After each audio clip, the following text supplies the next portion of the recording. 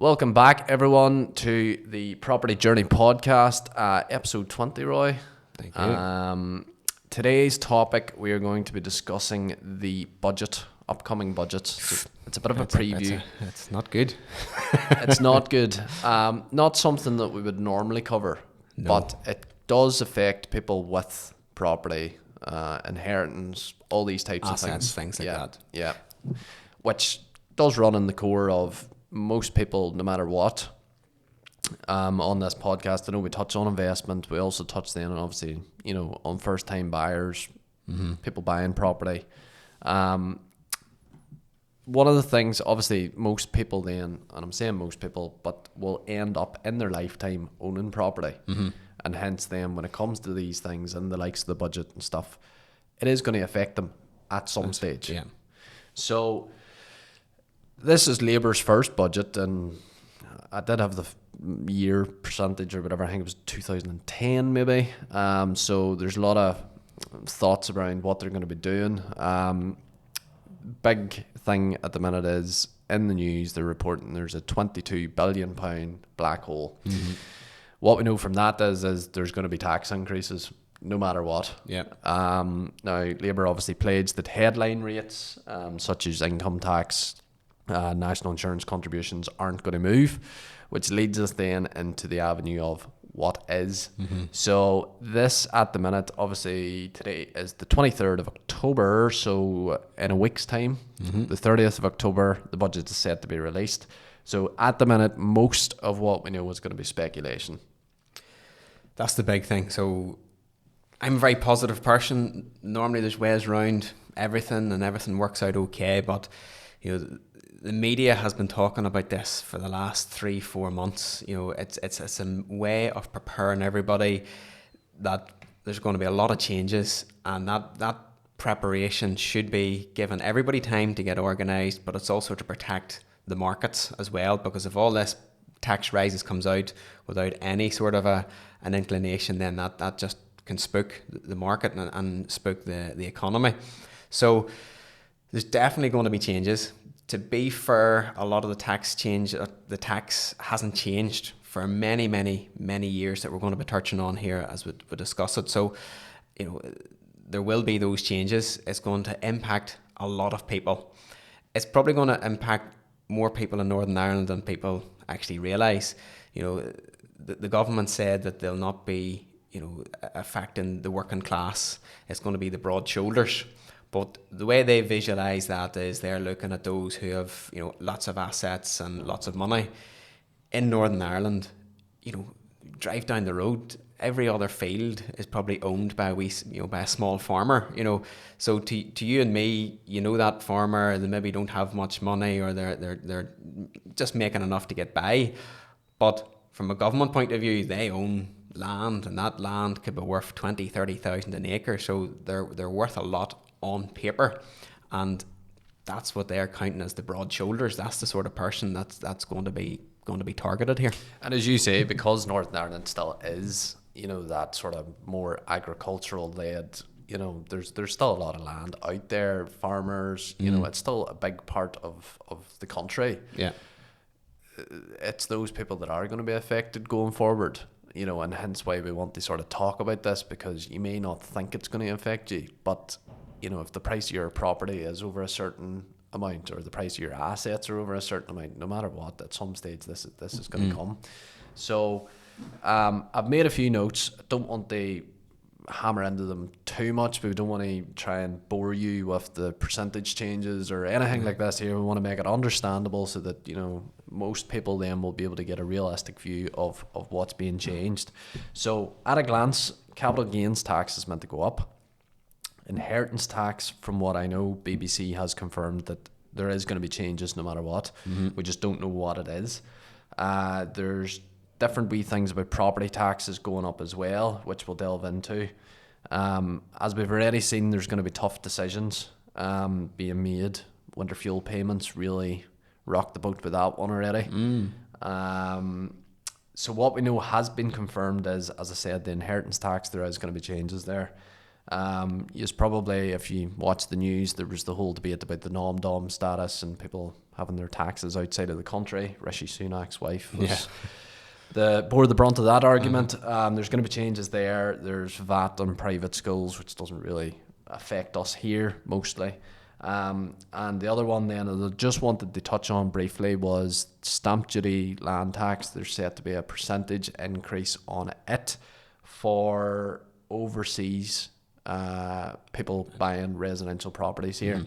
What is that down to if you don't have a national insurance number here? Yeah, so generally if you don't reside here and you don't have a national insurance number, you have a higher rate tax to pay.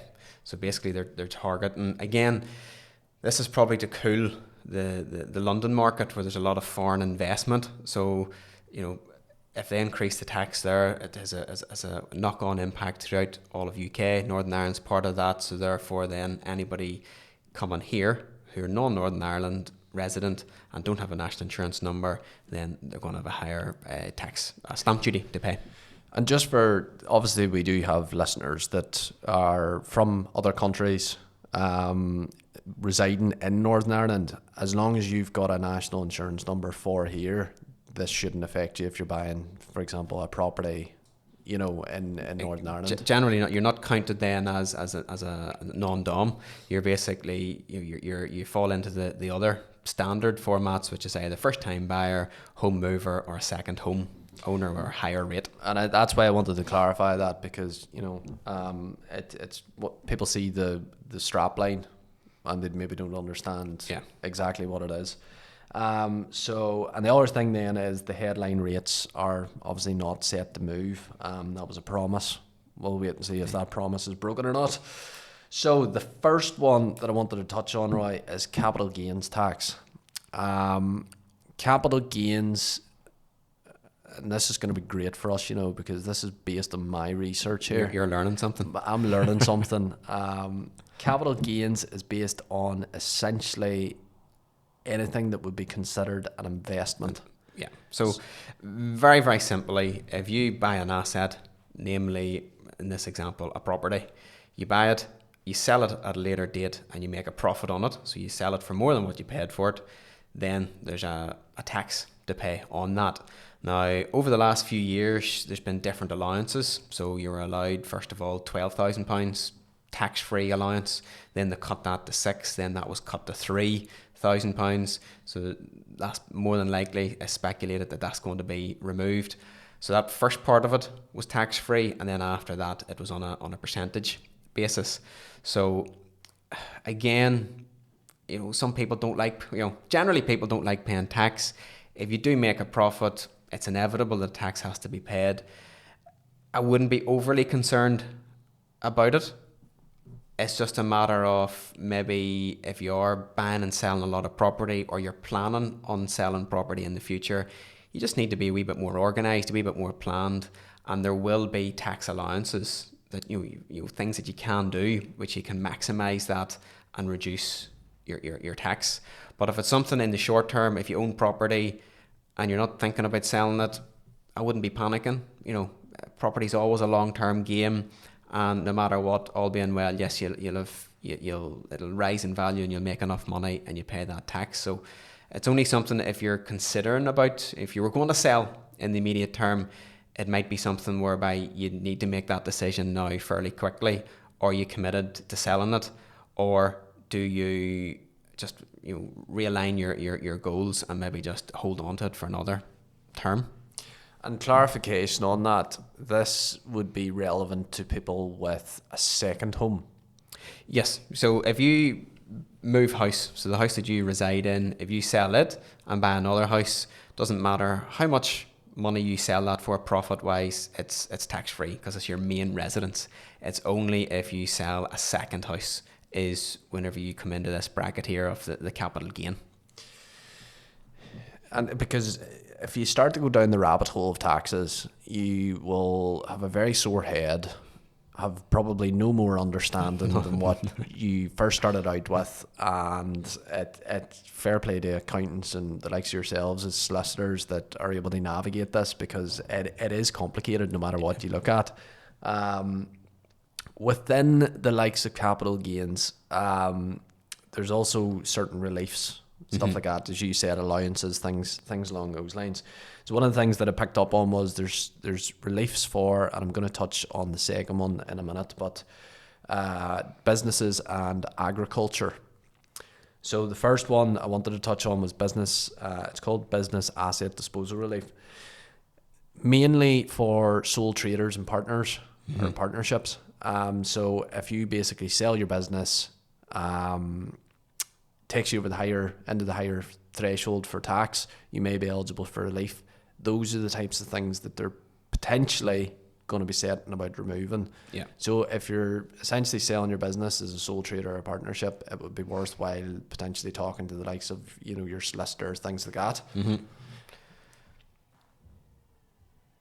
Is that something you've come across before, or? So I've come across this over the last few years because this is something that has been discussed and possibly, you know, it was going to come in at some point.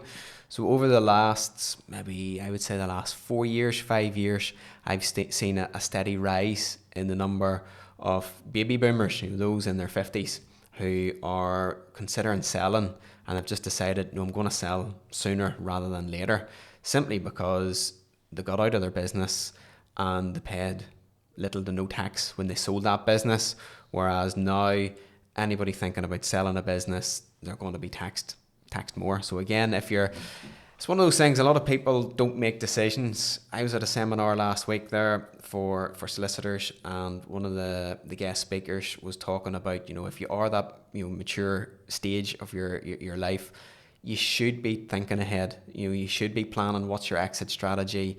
You know, should you be selling? Should you be merging?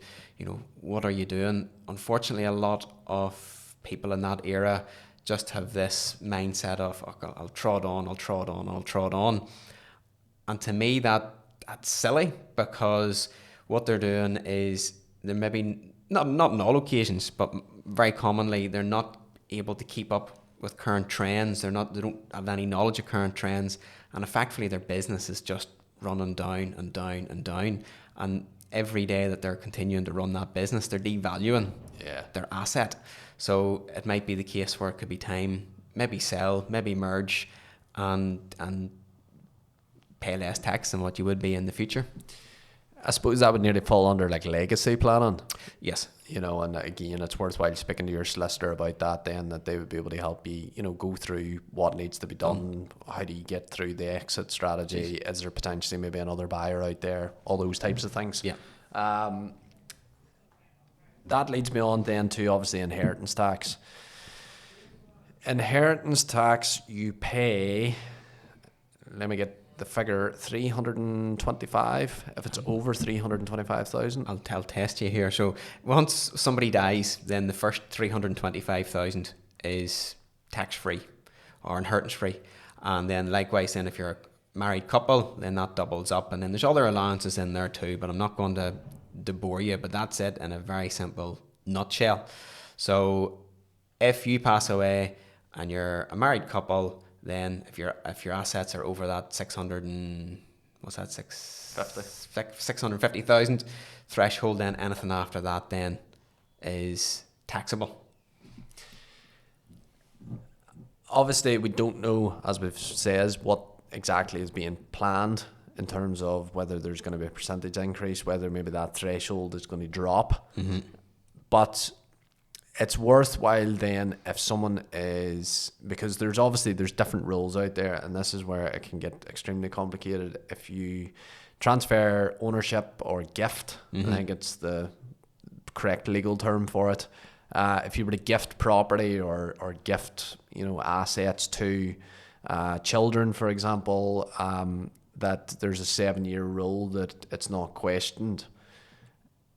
That's not always the case as well, because they can also question it outside of that 7 years. But isn't that like a bog standard line? That's it in a very simple format. So you're safer if you are planning ahead. You know, we see a lot of clients who, you know, they've made a will, they're going to leave assets to their children, or, you know, particular assets to individual children. So there's a possibility, well, why don't you gift it to them now during your lifetime? And then there's a number of benefits for that, but we're touching on tax today. And the main benefit of that is then it reduces your overall net worth, which then reduces your tax bill, or a tax bill that you're leaving for your children. Because that's the thing, like, it's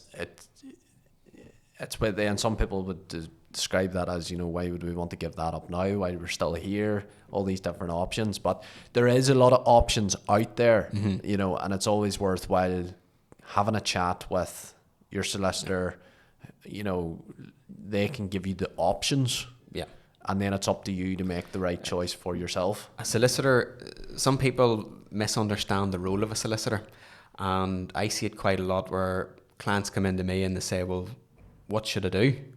We're not here to tell you what to do. We are here to give you the pros and the cons, and then it's up to you to then make that decision. And even if to go through the cons or the downsides of it, we can't give you every single worst case scenario because it's impossible. We give you the most common ones, and then it's up to you to make that decision. A lot of the time, regardless of tax and things like that and the pros and the cons of it, it's really down to personal choice. I always joke, in every family, the bigger the family, you have one that's helpful, one that's not helpful, one that starts a row, one that's very generous. So it's really personal to your family, and to be brutally honest, it's up to you. You should know. You've reared your family. You know exactly how they are. So ultimately, make that decision, or you should make that decision now in your lifetime, because a lot of people are fearful of making those decisions. They bury their head, and all they're doing is then leaving it till they die. And then it opens up a can of worms. There's a row, and everything that you've worked hard for all your life is then lost over legal fees and disputes and big family rows that go on for generations to come. Because this is the thing, and especially quite common in Northern Ireland here, where people do not like to talk about, one, finances, and two, planning ahead. Realistically, at some stage, and quite funny that we're doing this podcast, but there's two things that we're, definitely certain of in life, and that is taxes and death. Absolutely. And it's maybe quite a crude comment to make, but it's true. Yeah. And we don't like talking probably about either. Yeah. So it is worthwhile going in and having the discussion of knowing, that if this is going to happen, or you've got assets, and why not even have an initial discussion, discuss maybe what your options are, have a think about them, and then you can come back in, and as you say, it'll end up then avoiding family disputes and ongoing legal battles, and this side of the family doesn't speak to that side of the family over a field or something along those lines, and it can be, you may think it'll never happen, but it does. But it does. What I like to do with clients is you get to know clients, and you maybe get to know how they think and how their family is. And as I say, most of the time, wills and the likes and planning isn't done because there's a fear of making that decision.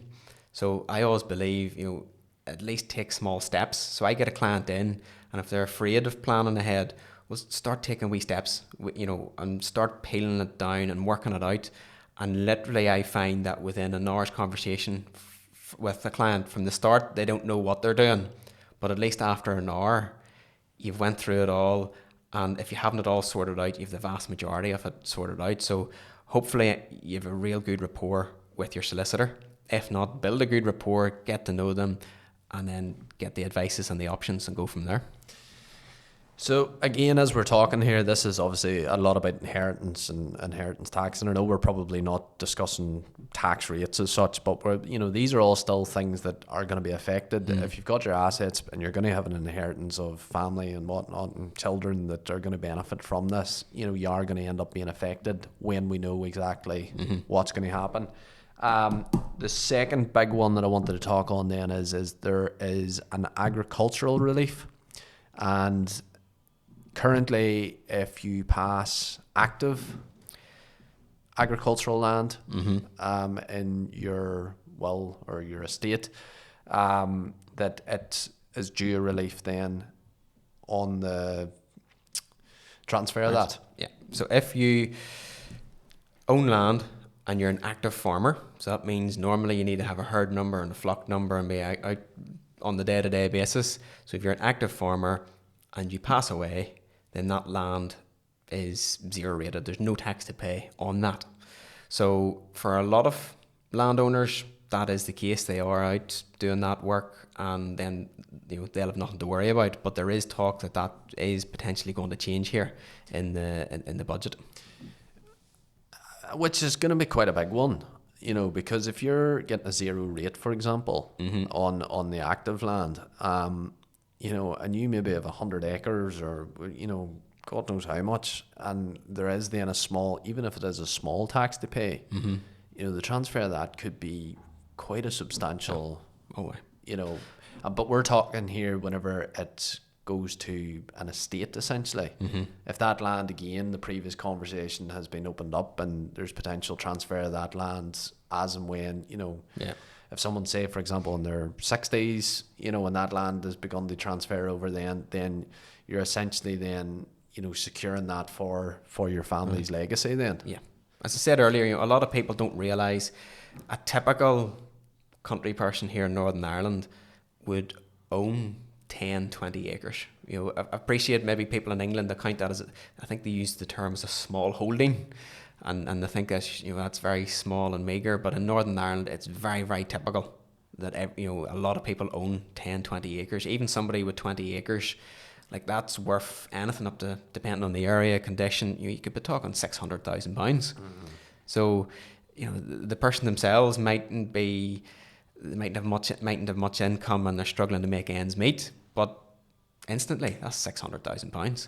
So there's potential taxes here when they pass away, because land and the likes of even sites, for example, they're all big things that are worth a lot of money. There's no point saying that they're not, because they are.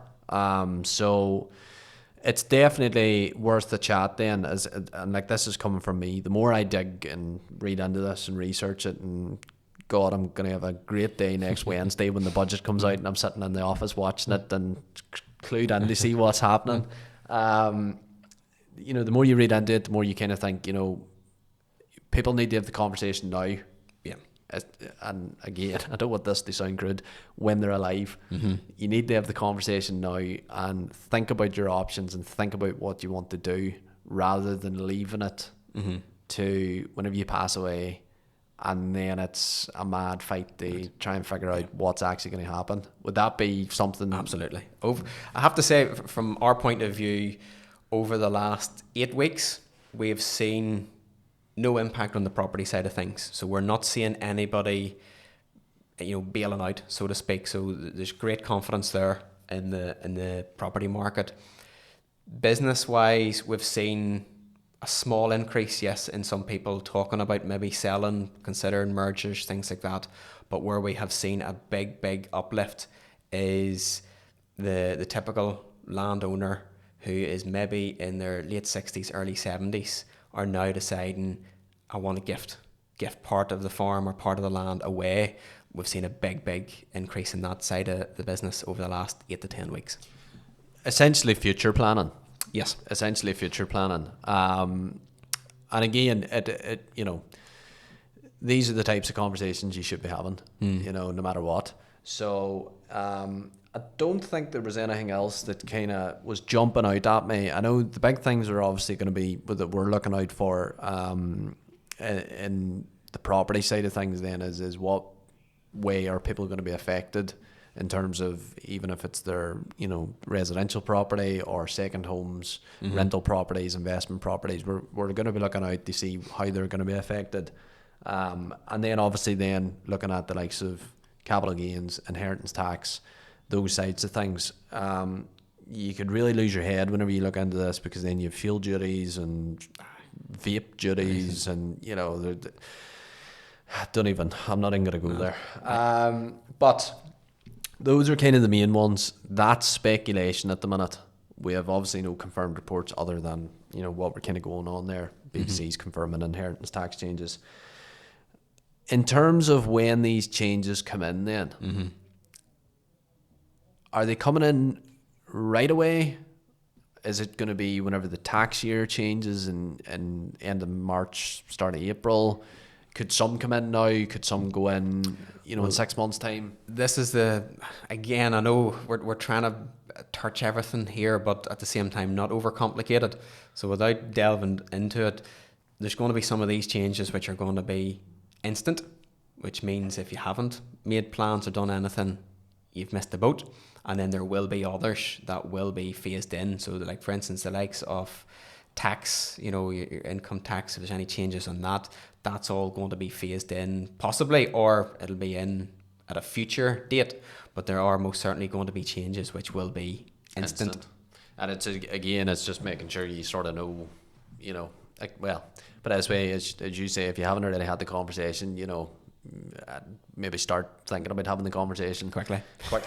I think that's everything then, Roy. As I say, short episode, just wanted to keep people sort of aware of when you read the news, and it seems to be there's a news article coming out every day in relation to the budget coming up.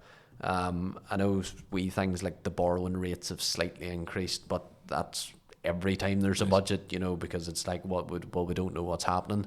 That could again drop. Yeah. I was reading about they want to increase the amount of spending that they're doing in infrastructure, but they have now I think they were described as handrails around it so that it didn't spook the market. So there's still quite a bit of positivity that's coming around it, as in the market hasn't been completely spooked. We're not in a Liz Truss bombshell going off again where everything just went bonkers for 4 weeks essentially. So there is going to be tough decisions. There is going to be changes coming in.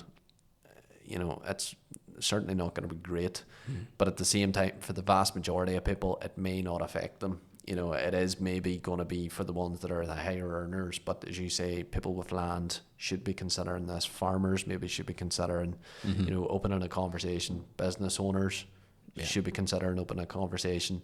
And again, anyone with real assets. Yeah. But to finish off on a positive, because tax is all doom and gloom. I always admire those people who spend all day, every day dealing with it. That certainly wouldn't be for me. I always like to just have a good overall understanding of it, and then leave it up to the experts. But on a positive note, for the typical homeowner, the housing market is doing really, really well. Over the last 14 weeks, we've seen a big uplift in the number of transactions. Things have really improved. I'm putting that down to the fact that the interest rate, there was a drop there not that long ago, and literally just overnight, I think everybody was holding off, waiting to buy a house. They wanted to buy a house, and then once that interest rate drop came, then it just the market took off. So that's fantastic to see. There's real confidence in the market. There's still a shortage of houses. And then my prediction as well is that the interest rate is going to more than likely drop here in November or December. And the inflation rate was down, so that's a positive to why the interest rate will drop. And I would say they'll probably do that as well, just to make sure it'll soften the blow of any spookiness coming out of the budget next week. So again, that'll drive in my view, the property market on.